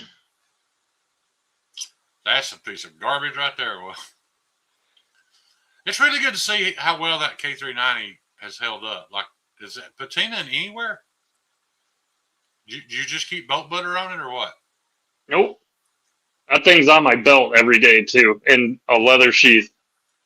Well, you know, when I made that, but I still have one of those without handles on it. I have one Joke Wolf unfinished left. And it's been laying in the shop for, what, a year and a half? When I did that batch. Is it offset like this one is? Just send it. I'll finish it. Fuck you, Brian. No, I originally thought, I looked at it. I'm like, dude, I don't know. But it doesn't bug me at all. I love this fucker, dude. But I wasn't meaning that, like, but I'm asking. Hey, here's the thing, though, dude. That's knife design 101. Like, when you watch people design a knife, after they draw out the shape, they center the pinholes. And for a long time, I did not. So that's definitely indicative of early knife design for me. But them not being level with one another wasn't near as big an issue. The one was you had the holes too far forward. Right. That was. I couldn't finish the scale off without. Yeah. And I'm not sure which one that is, but my point is, it's been laying in the shop in the southern heat and humidity for at least a year and a half, if not 2 years, and it still looks just like yours. Not a speck on it. Well, shit, dude, it was in my shop for fucking years. Right. And but I can cut out a piece of Pro Cut and leave it on the counter and come back the next day, and that shit's rusted. Yeah, this. Yeah. But I always heard K390 would be extremely corrosion prone. I haven't seen any of them corrode. No, this thing's been a worker, dude. I sharpened it myself once, and I have not had to sharpen it yet. Yeah. What's up, Hey Nate? Line's not sheep. What's going on, buddy? Dude, if you look, this thing has just a slight downward tip. It's fucking. I bet it's fucking package. Yep. Yeah. But, another good cool thing about those knives, is some of those, not so much the Joke Wolves, but a lot of the early thugs had some recurve to them. One of them had a lot of recurve to it. Mine. And they weren't supposed to, so that was not poking fun at all. But, that was very early Sawtooth Dave not being great at what he did. You know what I mean? Because he didn't mean to recurve him, but he did. But, I'm going to go grab it. I don't have most of my shit in here tonight because my wife's working in here tomorrow, but I'm going to go grab that one. I love that fucking knife, too. I love the fact that they did have falls. No, That's what. no two of them were exactly the same. I remember when Brian sent me because I actually had to ask Brian to send me a picture of what all I had sent to him. And looking at the picture, I'm like, there's not even two of those knives the same length. What's up, Ryan? Yeah, I knew yours had a recurve to it. So that's a custom. That's a custom Sawtooth Dave recurve. Yeah, that wasn't supposed to be there. But keep in mind, though, guys, I'm not bad mouthing Sawtooth Dave. Sawtooth spent about $300 in belts grinding those knives for me, and never let me pay him a dime. So, you know, I'm not complaining at all. I'm actually glad they're all a little different. Everybody got a little piece of everybody's early work. You know, with those knives, you got a Brian Kim heat treat. To be honest, they're not even really my knives. All I did was cut them out and shape them. Some of them I put the handles on. Some of them Brian put the handles on. But, yeah, that's a good look. I love that recurve on that thing. And, you know, I would do them all with a little recurve like that if I knew I could make them all, you know, make them all the same. Yeah, one of the things I love about this is how community it is. Kyle sharpened it. David, you, everybody. It's fucking badass. Yeah. The other handles came from Mike Navarro. Yeah, everybody had a hand in on those. Knife Monkey, what's up? South Carolina Knife Monkey. Look at that glass bead I got. That matches that purple and that thing perfect. Show the butt again. I'm pretty sure the scales are two different thicknesses. Show the butt of it. No, one's just more rounded than the other. That's so perfect. It fits perfect in the hand, though. It's comfortable. No, absolutely. There for a little while, I was kind of ashamed of some of that, but I'm not anymore, man. That's just you know, that's part of the process. I haven't been making knives. It makes me like it more. Right. I hadn't been making knives for a year when that thing came out. So, you know. So, see, I sent pictures of them. I carry this one more, though. Yeah. This one, I won't get in trouble for. This one, if I run into the wrong cop, right, how I carry it, he'd consider that concealed, and then fucking. This one, because it's short enough, it doesn't matter what he thinks. He can fuck off. Brian, I ain't trying to say something, Bubba, but I do have one thug. I had a batch of thugs I'd put handles on, and I weren't happy with any of them. So I've got to strip the handles back off of it. And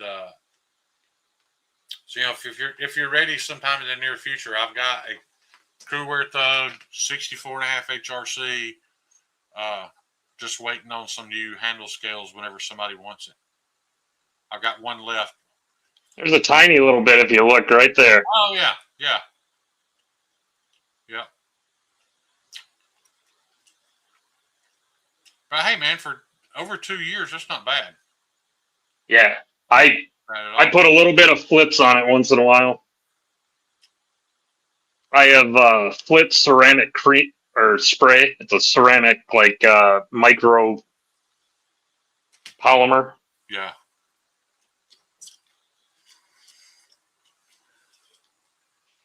No, actually, we would let Dougie on. His wife isn't letting him on. I'm getting excited about getting started on those. I guess I should probably give everybody an update because I know I have people waiting on knives. But Meathead's about to start moving into the apartment, and as soon as they get moved in, they're starting the outdoor kitchen, and my knife shop will no longer exist. It's just not going to work for me to be making knives where I'm at. And, you know, I can't ask a guy that spent his entire life savings building the shop and home that he wanted. I can't hinder him from enjoying that from me making knives. But I do have a place. It's going to be right there on the same property where I'm at. It's not going to be near as big. That also means I can heat it and air condition it. So it'll be a lot Sometimes smaller is better. Yeah. You'll be more organized. You can keep it. Yeah. Yeah. I just got to catch Ryan one day when he can just ride up there with me for 30 minutes to an hour, tell me exactly what I need to do to make it safe, and get some 220 ran out to my little building. I'll literally be in a 12 by 12 room. But dude, that's more than enough room for what I need to do. It's more than enough space. Here's another goodie. Is that Keys? Is this darkening up enough for you there? It's darkening up some, yeah. I like that. This is the Keith and Terry. Yeah. I know you do, Ryan. I wasn't trying to. And in all honesty, Ryan, I mean, I was an electrician, and I can probably just do it myself. I'm completely capable. I just, yeah. I was just being selfish and wanted to hang out with you for the day. Terry's work is so good. It just clicks in. It's like Kydex.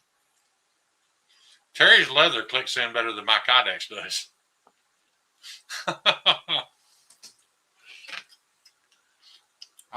What'd you say? I hold the purse strings. Get with me on the cost for the stuff. I'll do that, Kelly. I'll do that. Oh. So anyway, what I was getting at is I do apologize for people who are waiting. I'm embarrassed to admit that has been a constant in my knife making career. People have had to wait, and I apologize for that. But yeah, I look back. You can blame me. A lot of that was probably my fucking fault. Those things sat in my shop way too long. That was that one batch, though. It's been every batch. You weren't responsible for the other 15 batches. You know, it's just always something, and I hate that. You know, and I have people ask me all the time, you know, am I thinking about getting bigger? And I'm like, no, I can barely get done what I need to get done now. But hopefully, with this situation changing, once the shop's set up, I can work. Even if I just go in there for an hour a day, every day, it'd be way more than what I'm getting done right now. So hopefully, glad you like it, Jesse.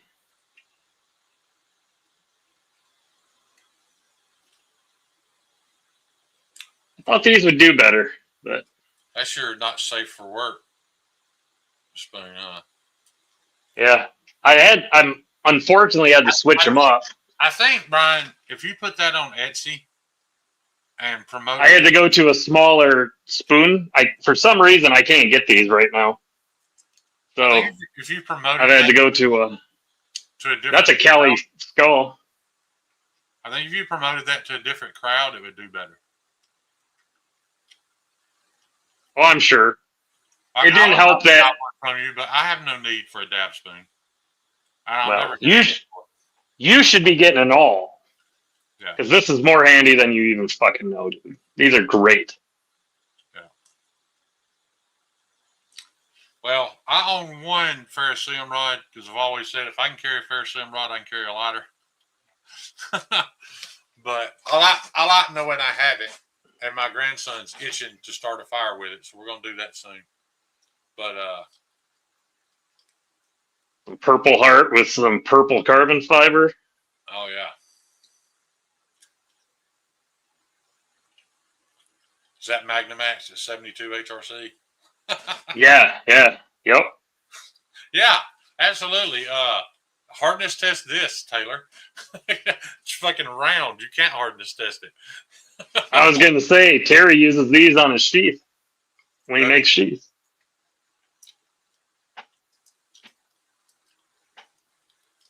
Speaking of a ferro rod, in honor of the 4th, we should give this away.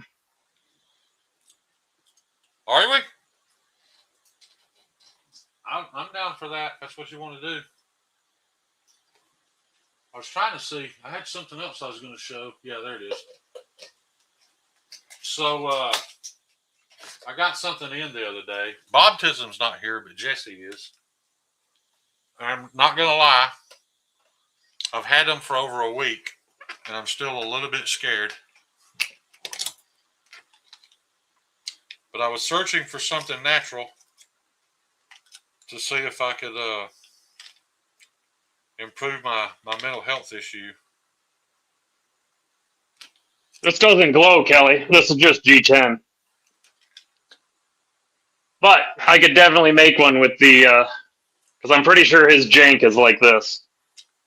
JC, can you guess what that is? Shredded dollar bills? No. Damn camera. Freedom? No.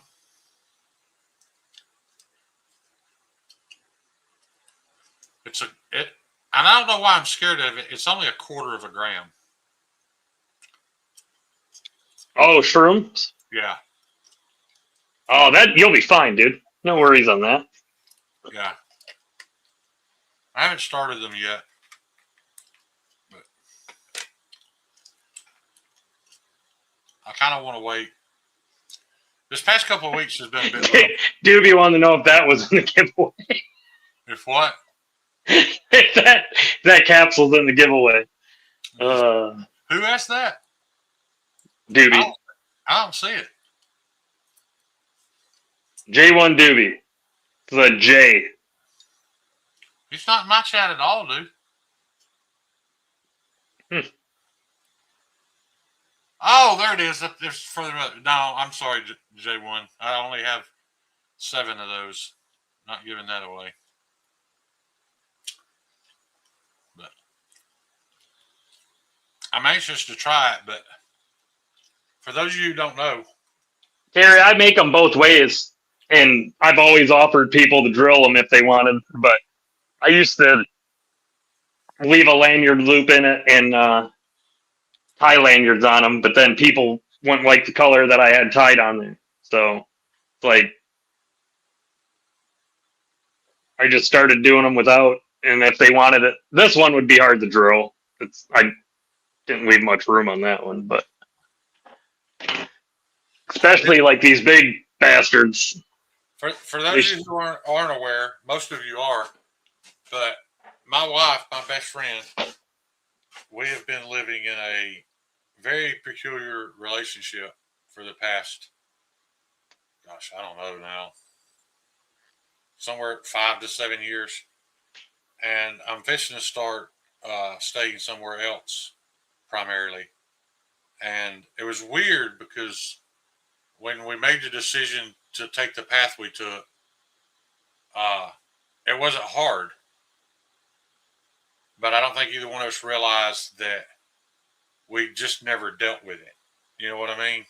Like we just made some changes and acted like not much had changed.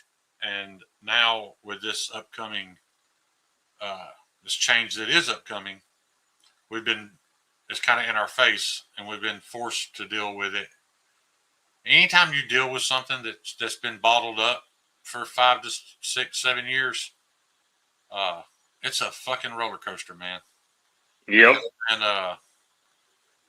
that's another reason why I haven't been in front of my grinder. I've been in no place. And I'm not saying I've been in a bad place. It's just been a very enlightening, self-reflective few weeks. And, you know, I need to get that behind me and kind of sort it out before I start doing anything else. You know, no fighting. Just, I think it's really mostly been, there's just been a lot of sadness because we've just now had to start dealing with the fact that things are changing, which has caused us to look back on how fucking beautiful things were at one point in time, and now they're not. And it's been a lot to deal with, man. So I've been a little distant, but and I apologize for that. But I also wonder, you know, a lot of my mental health issues started about the same time. So I'm hoping getting those things out in the open and dealing with them now, I'm hoping that is a path to recovery. So I'm not on this constant roller coaster of, I feel like $1 million, and then the next day, you know, I don't care if I die in my sleep. So hopefully things are going to improve. very much in the near future. Wasn't trying to bring y'all down or anything. Looks like I'm just not finding time to get out to the shop, Kelly.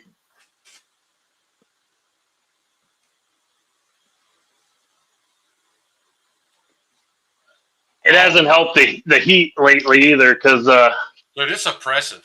It's disrespectful. that's how this happened. I started getting in the groove, and I'm like, oh, I can bust through these. You can't, because if I go too fast and it heats up that acrylic, makes it like jelly.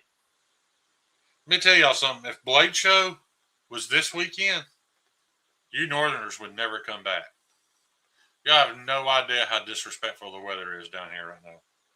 Like, you can feel, you can just walk through your. That's how Michigan is, dude. You walk outside, it hits you. It's just like you feel it. You can feel the air, like it's. You breathe it, it hits you. Yeah. You can actually feel resistance walking through it. It's so heavy and so thick. And it's 98 degrees and 98% humidity, and it's just nasty. I want to get out there and make those purple ones, Kelly. But I should get a hold of Tim again about getting those to him.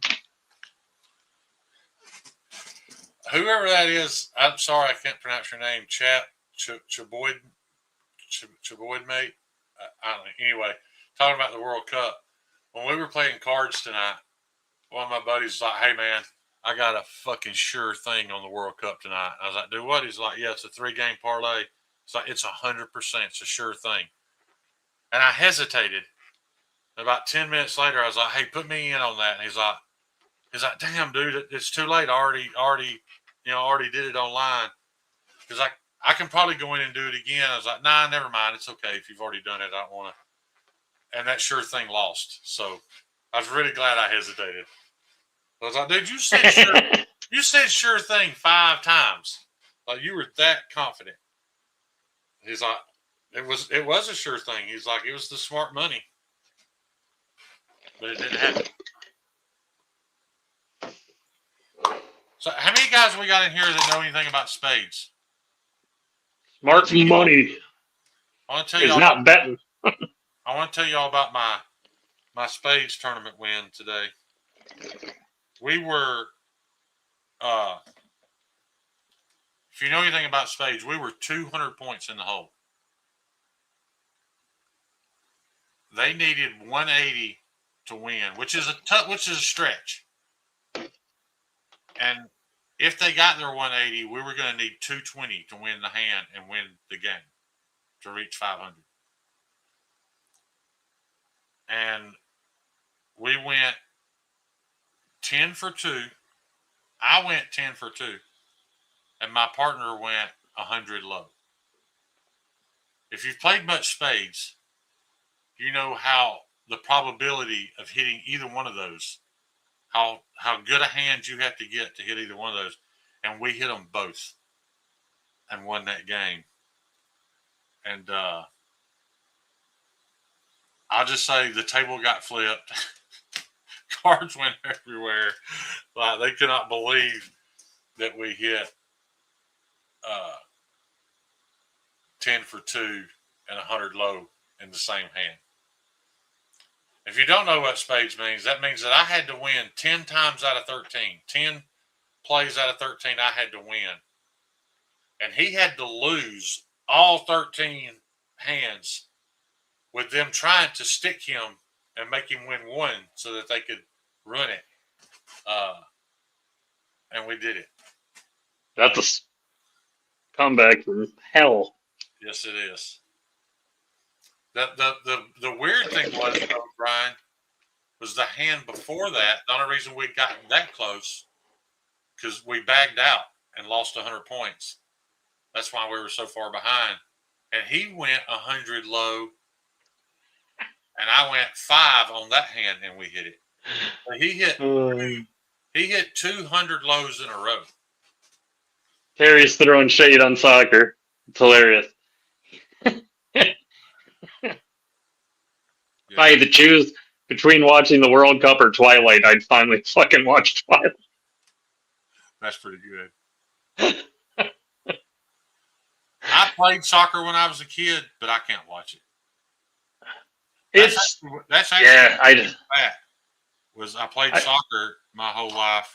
Because when I was a kid, back in like 1978, there was this big initiative to bring soccer to the United States. So the government was supporting, like local soccer programs. We got one at my school. Being at soccer practice and playing soccer all the time, my mom used to have to take me to J.C. Penney because J.C. Penney was the only store in town that sold Husky? No, Slims. I was so thin from playing soccer, she had to buy me Slims because everything else would fall off of me. I quit playing soccer, and the very next year, I skipped over the regular pants and went to the Huskies. I went from Slims to Huskies in 1 year.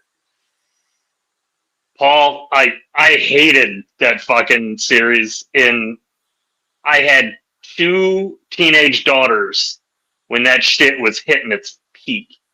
So that shit, Twilight. Oh, yeah, me too. So fucking dumb. The maddest I've ever been, Brian, was... Dude, I would say Hunger Games is better than Twilight, but then the ending's fucking dumb as fuck. Like, let's make a series that's pretty good, and then just not give a fuck at the end. Just be like, oh, dick. Yeah, eat a dick, y'all. Thanks for your money. The maddest I've ever been at my daughter, she walked in the living room one night, and I just put a DVD in. She's like, what are we watching? I said, I'm watching Underworld. She's like, what is that? I said, it's about vampires. She's like, oh, I want to watch. She sat down, and as soon as Celine came on screen, she's like, is she a vampire? And I was like, yeah, she's a vampire. And she was like, and she got up, was walking out of the room, like, where are you going? She's like, she's not a vampire. She don't glitter. I was so fucking disappointed, dude. Like, that was the dumbest thing ever come out of that girl's mouth. Spoiler alert, Kyle. I didn't spoil nothing. I just told you it fucking sucks. She wouldn't watch Underworld because they didn't sparkle. You're right, David. Sparkling vampires does. Yeah. Gay, dog. Nothing against gay. The sparkling vampires are certainly gay. Yeah. Yes, mine had posters. Sure did. Let me tell you what, my oldest daughter and her best friend, who practically lived with us, like every holiday, I had 2 daughters, but everything we bought 3 of. One for my 2 daughters and one for Jessica. Jessica lived in a very, very poor household, so she got everything my kids got. Went everywhere with us. And those little shits, I'd been out in the shop working all day. Came in, I was tired. So I'd taken a shower. And for the past 6 months, they'd been giving me a hard time because I was riding around in my Jeep with Justin Timberlake. I'm bringing sexy back. I had a badass system in my Wrangler. So I come in from the shop and take a shower, just throw on my boxers, crawl into bed under the air conditioner, take a nap. While I was taking a nap, they hung a topless Justin Timberlake poster over the head of my bed and took a picture of me sleeping under it and put it on fucking MySpace. Luckily, nobody I really knew my age was on MySpace, but that shit's out there forever. I mean, it still exists somewhere on the internet. There's a picture of me laying there in my boxers asleep under this gigantic topless Justin Timberlake poster. They thought that was the funniest thing ever. It is pretty funny. Dude, I had so much fun with those kids, man. I grew up in a very abusive household. Like, just horrific, untold child sexual abuse. I know you're not supposed to say it on YouTube, my bad. But I grew up in the middle of it, and I made damn sure my kids got to have healthy childhoods and didn't have to fear anything like that. So all the kids came to my house. Every weekend there'd be 10, 11, 12 teenage girls piled up on the couch and the floor because it was a safe place.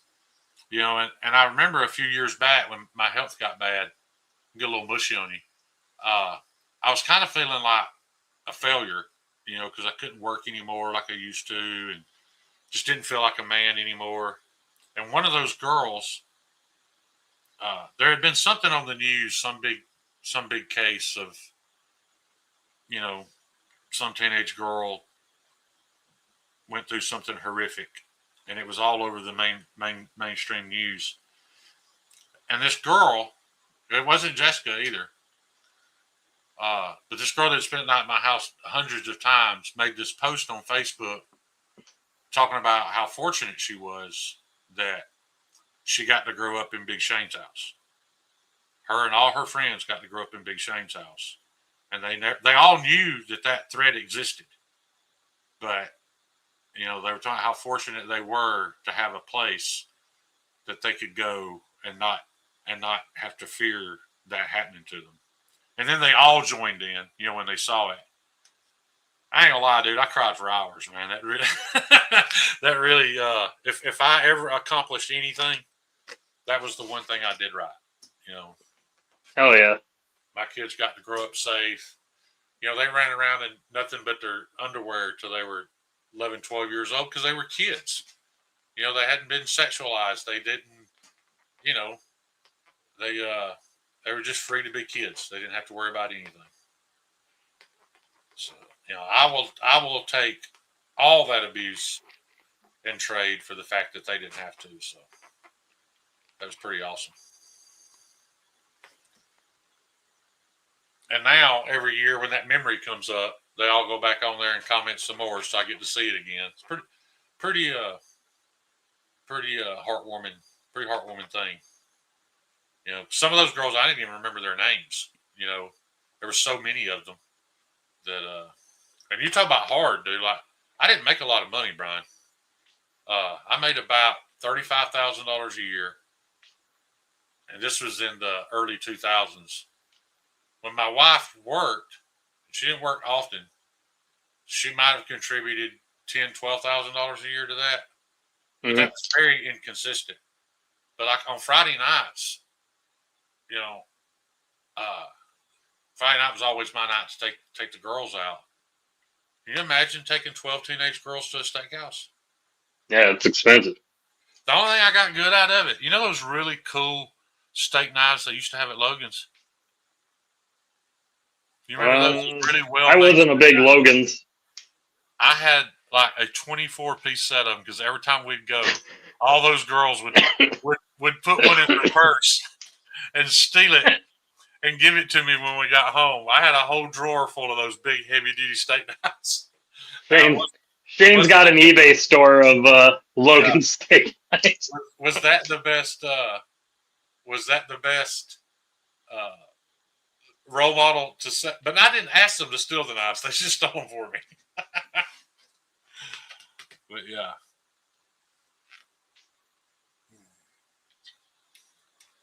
But you know, I just grew up seeing all those girls that were involved in all that when I was a kid.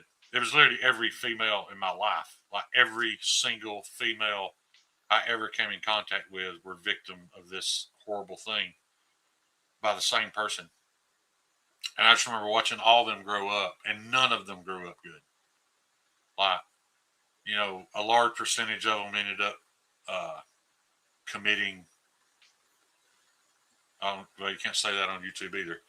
And the ones that didn't do that, just still to this day have Issues.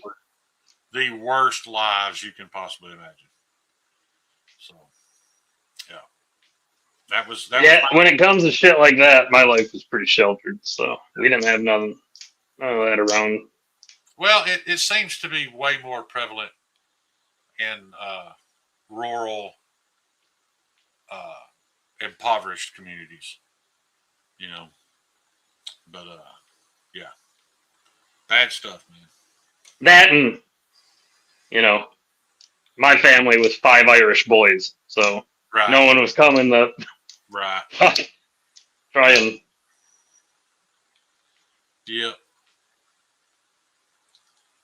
Yeah. Sorry, bugging out. I know that wasn't very knife related. Do you have a giveaway picker thing, or do we have to do like numbers or what? We'll have to do numbers. I wouldn't have a clue how to use it. Yeah, let's just do numbers because I'm about to call it. It's all I've been able to do to keep myself from yawning. I am super sleepy. Yep. So we're gonna give away that. I don't think I have anything to give We'll away. either give this away, or they can have the choice of either a square or a red Americana jank.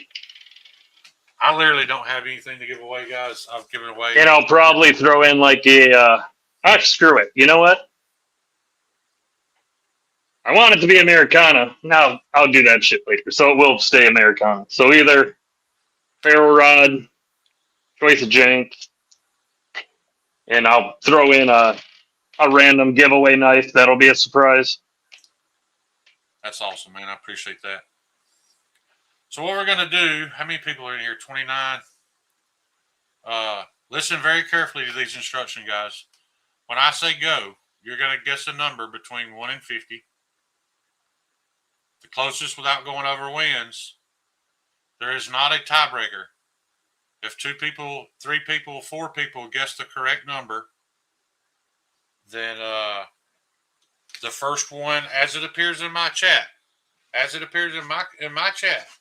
because I promise you it can appear differently in your chat. As it appears in my chat, the first person that hits the correct number wins. If nobody hits the correct number, then the closest without going over wins. Brian, I'm going to text you the number.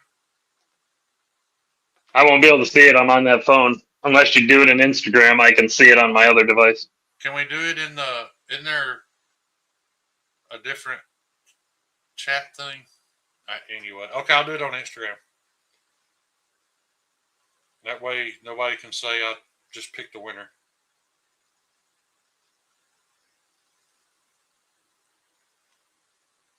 Mitten State EDC. Terry, I keep looking at that sheet. That's pretty badass, man. All right, I sent you the number. Go ahead and look at it because I want you to help me watch. Yeah, I got it. I already looked at it. Help me watch the chat, and that way, if somebody hits it head on, just the first person that hits it gets it. And go. Type in the number 1 through 50. My chat's not moving at all. Is nobody entering? No, there's a couple. I keep having to refresh my chat for some reason. Oh, yeah, there we go. Yeah. I know who's in the lead so far.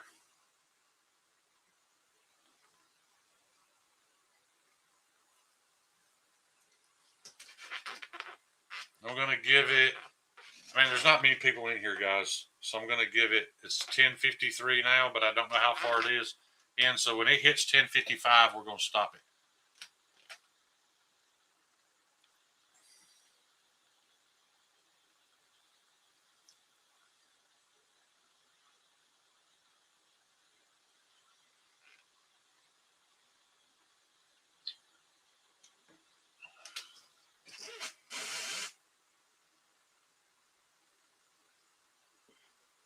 Bunny's getting a sword tomorrow. Did you see my sword? I don't know where this is going. Well, people are going to claim this was fixed if nobody guesses it dead on because somebody is as close as you can be without hitting it. Yep. Well, they can't say that because I know the number and I saw how it came in. So it's on your phone. I've got it all on the computer screen still up so I can see them. Hell, I don't know where my sword is. I bought a $25 sword at Blade Show. You heard that right. A $25 sword. They had them 50% off on the last day. Oh, it's 10:55. The number was 26. Bugsy went over by 1. So as far as I can see, the winner is David. Unless you see something. Marco. Marco had 25 first. Oh, did he? Yep. At least on my screen. Well, he may have. I may have. So the winner right off, or the lead right off the bat was the first guess. Jim Cox almost had it. He was three off. I thought Jim was going. Why am I not seeing Marco? And then who's he between? he is between Bugsy. He's right after Bugsy and SC, and he's in between. He's got the number 2 most commented chat too, so you should be able to see him. That is so crazy. I can't see it at all. But my chat's not working well. But you're in the same room I am, so that's it. Do you see Paul Mills? I'm pretty sure I saw Paul Mills. Yeah, Paul Mills. Because it goes on my screen. It goes Paul Mills, Bugsy at 27, Marco at 25. So he's mine goes right there. Mine goes Bugsy 27 to SC Knife Monkey 35. And Marco, if it wasn't for Marco, a couple ahead of him, it would be David at 25. Let me say this, though. If anybody deserves to win a giveaway on my channel, it's Marco. Marco is consistently the first person to show up during my random. Like when I turn my camera on at the shop, if Marco's not the first name I see, I'm concerned about Marco. He's always well, even the Sunday night ones. I think he comes on here about an hour early and says hi. So Marco, no point in making me the middleman. Just get with Mitten State EDC, Mr. Brian F. right there, and he will get you your winnings. That's so weird that he didn't show up in my. Come to think of it, has Marco showed up on my chat at all? Are you even on all chat, or are you just on top chat? I may be on top. I don't know how to change it. You click on your top chat thing when you start, and you can. All I've got is the comments button up here. I don't see where you can change the type of. Like, I'm not seeing Marco in here at all. I'm pretty sure I called his name out. Can you see him say that it's rigged? I bet if I check it on my phone, it'll show up. I'm not trying to check you out of the win, buddy. I'm just confused as to why it's not showing up on my screen. You want me to take a screenshot of it? No, I'm going to pull it up right here. I want to see. That makes me wonder. You want me to take a screenshot of it? So Marco was the number 1 commenter, and I've not seen any of Marco's comments. It's like he's been, like he's been banned in my chat. Not on my phone. Like I see him all over the place on my phone. Marco, I apologize, buddy. I've not been ignoring you, but I didn't see any of your stuff. There it is. Bugsy Crashware 27, Marco Yee 25, SC not make you 30. Yeah, Marco's not showing up on my computer at all. But now I told you the order. Yeah, I want to go back and see. Because I'm pretty sure I saw him when I first started the chat. He was one of the first people to comment. He's like, Shane has me blocked. I feel honored. No, it's not blocked on my phone. The one dude that's in everybody's chat all the time, and Shane's got him blocked. What a dick. Way up here at the beginning, his comments are showing, but after that, it just quit showing them. And what's weird, why would it quit showing the top commenter? Yeah, all right. Of all people, for it not to show, the guy with the number 1 beside his name is not showing up on my computer. Yeah, that's strange. Anyway, congrats to Marco. He won some cool stuff.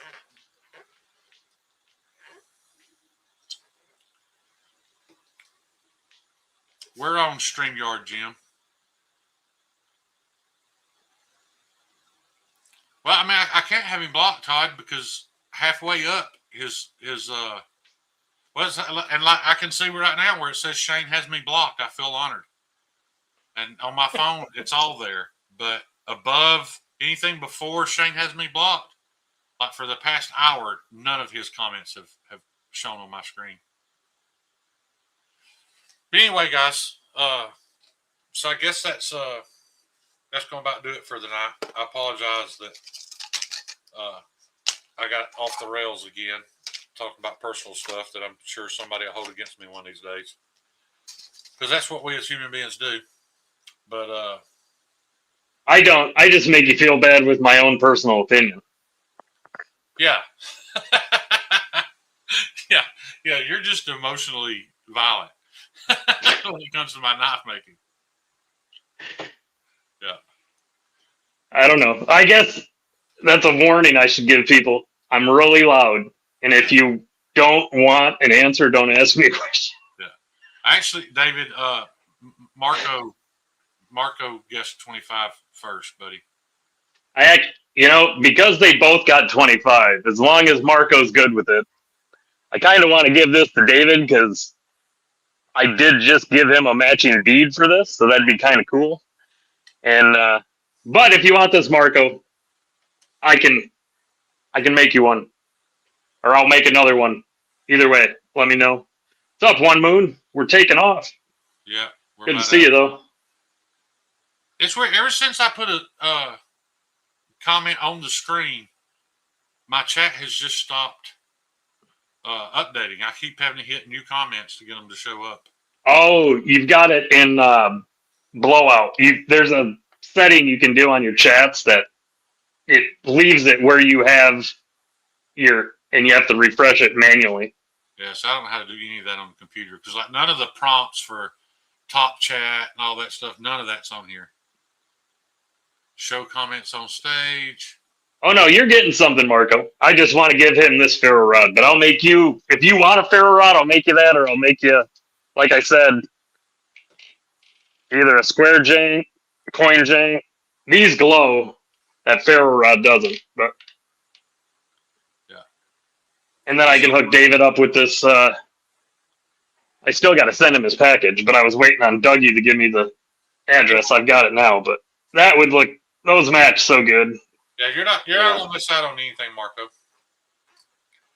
No, Marco's cool with it. I would have thrown something made by me in, but guys, I'm so far out right now. You'd be upset by the time you got it. So hopefully that changes within the next couple of weeks, and I'll be in a better place to get some shit done. Brian F this is why Kyle. That's why Kyle. Yeah. If Kyle was in here though, Derek, he would have already timed you out 15 minutes ago. All right, we made it to midnight. I'm surprised we did it, but yeah. I've got a shit ton of fertilizing to do tomorrow. There you go. I got. I'm hanging. Have you ever seen that wood that's on the walls in the shop, just like that rough cut lumber? Mm. That cabin that I'm moving into, the walls are just like old cheap brown. It's got paneling, and there's actually insulation in the walls, but I'm going to redo the walls in that same rough cut lumber. So I got to go to Meatheads tomorrow and get the nail gun and saw and all that stuff, so I can get those cut up and nailed up before I move in. I'm going to do the floor. They might do the floor in epoxy. That'd be cool. You gonna pour it yourself? Yeah, but the floor. I've always wanted to try that. And in the shop, who cares what it looks like? Well, but it might turn out badass. You know what I mean? The floor in that room is literally decking boards, so there's gaps. So I may have to lay down and even staple down a sheet of plastic to keep the epoxy from leaking through. Yeah.